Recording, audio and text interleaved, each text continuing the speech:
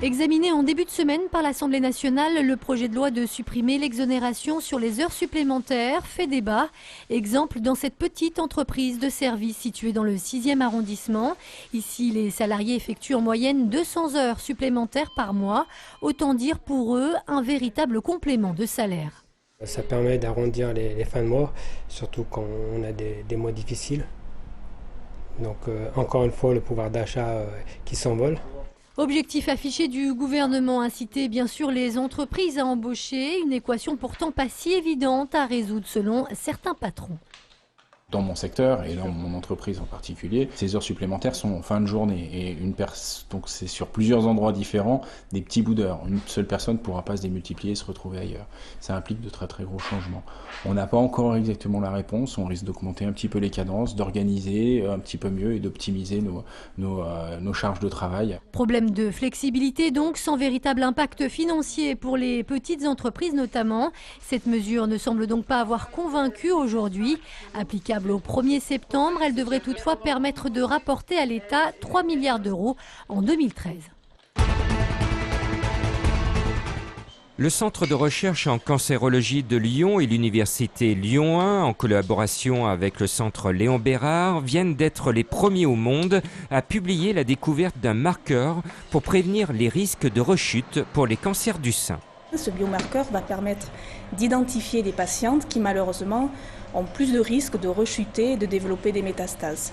Avec ce biomarqueur découvert grâce au test lyonnais sur 2600 patientes, les médecins pourront adapter le traitement afin d'éviter ou limiter les récidives du cancer. On constate que lorsque la protéine est très exprimée, l'agressivité de la tumeur est réelle, les patientes rechutent ou éventuellement décèdent.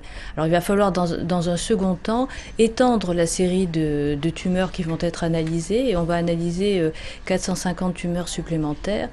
Mais attention, les chercheurs lyonnais sont au tout début de leur découverte. Il va leur falloir peut-être encore plusieurs années pour savoir qu'il s'agit bien là d'une révolution pour lutter contre le cancer du sein. Voici la plus grande piscine biologique d'Europe. Elle vient d'ouvrir ses portes en bordure du lac des Sapins à Cublise. 8000 m² de bassin sans chlore ni produits chimiques.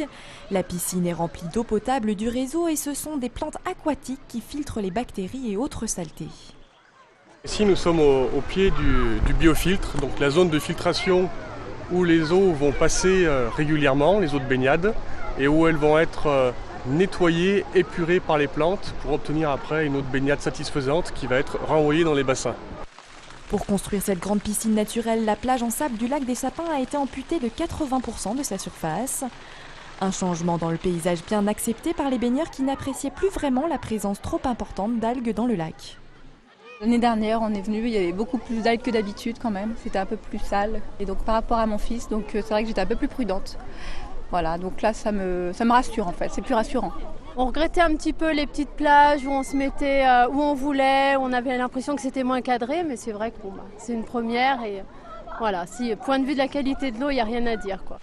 Une meilleure qualité de l'eau qui a un prix compté 2,50 € par enfant et 3,50 € par adulte pour entrer dans la piscine. 10h15, le rappel de vos conditions de circulation à l'écoute d'Autoroute Info avec un trafic. Une seule fréquence pour toute la France, 107.7 et une diffusion 24 h sur 24. Autoroute Info livre en temps réel les conditions de circulation aux automobilistes. Des points trafic donnés tous les quarts d'heure, sauf incident grave.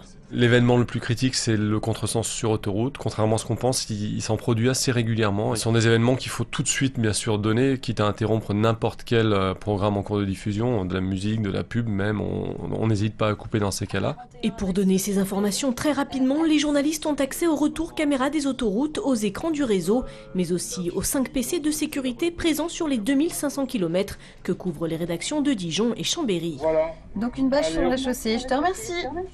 La réactivité, une qualité journalistique encore plus décisive donc dans cette radio pas comme les autres, où il faut aussi savoir décoder le jargon autoroutier. Quand les concessionnaires autoroutiers vous communiquent un événement, ils vous parlent de BAU, bon ça c'est bande d'arrêt d'urgence, on peut comprendre, mais des fois ils vous disent sens 1, sens 2, donc nous il faut traduire direction Paris, direction Chambéry, des choses comme ça. On a des journées de 10 heures et on fait 5 heures d'antenne, 5 heures, autre chose. Ça peut être des rendez-vous sur le terrain en effet, ou du reportage, du montage, en sachant qu'en cas d'événement grave sur autoroute, on lâche ce qu'on est en train de faire et on va donner un coup de main à celui qui est à l'antenne à ce moment-là.